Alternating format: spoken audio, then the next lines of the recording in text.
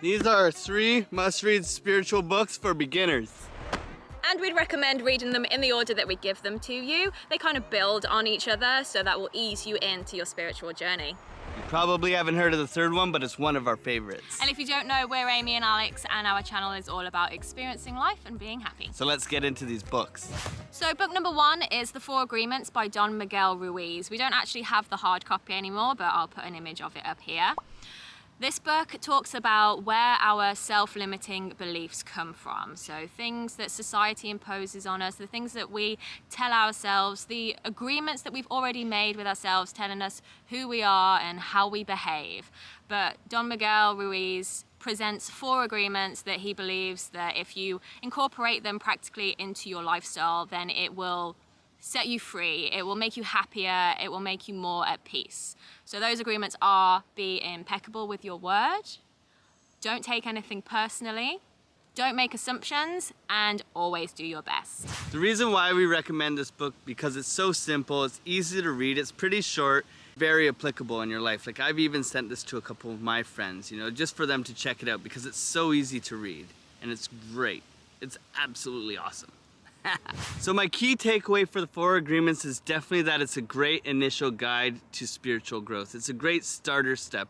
It identifies 4 things that are like very important, but not necessarily what we're thinking about all the time. Yeah, and for me, the key takeaway is that it brought common sense to the surface. It was stuff that I already knew deep down, but I didn't know that I knew it, and it just made complete sense. The whole thing just made complete sense. Yeah. Book number 2 is Awareness by Anthony Demello. It doesn't really need a sum up because it's about awareness. It's about the world around us, and it's about ourselves and being more aware. It uses humor and compassion and insights to help us become more aware. It's great. So we're recommending Awareness by Anthony Demello because it is so simple and so easy to understand. And it's written from his talks that he's given all over the world. So it's like a conversation. It's like he's talking to you. It's not written formally. It's very, very informal and conversational.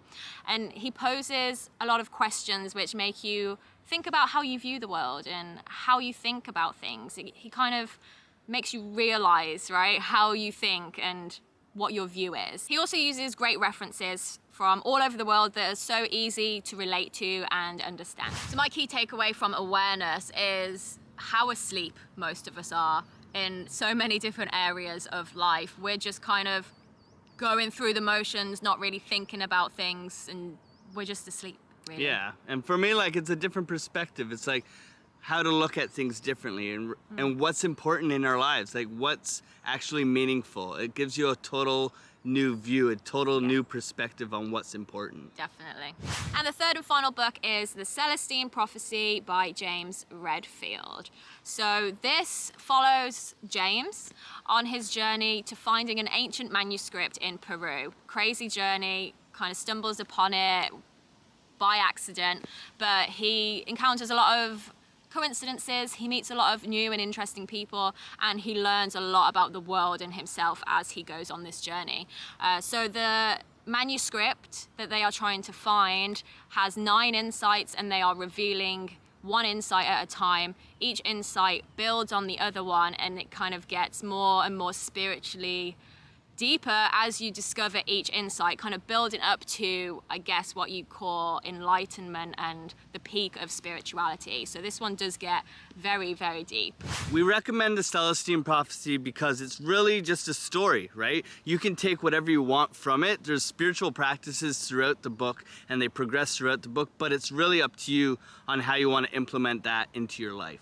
My key takeaway for the Celestine Prophecy is that there's no such thing as coincidences. People aren't put in your path really for no reason. I think it's to actually be aware of that and be like, okay, why is this happening over and over again? And to look at it from a different perspective. It's really cool, actually. Yeah, and this book really, I don't even know what the word is, but it really sang to me, I guess. And I learned that we're so unlimited. There's so much that we just don't tune into in the universe, right? And we could be so much more and do so much more and experience so much more if we just open our eyes to it.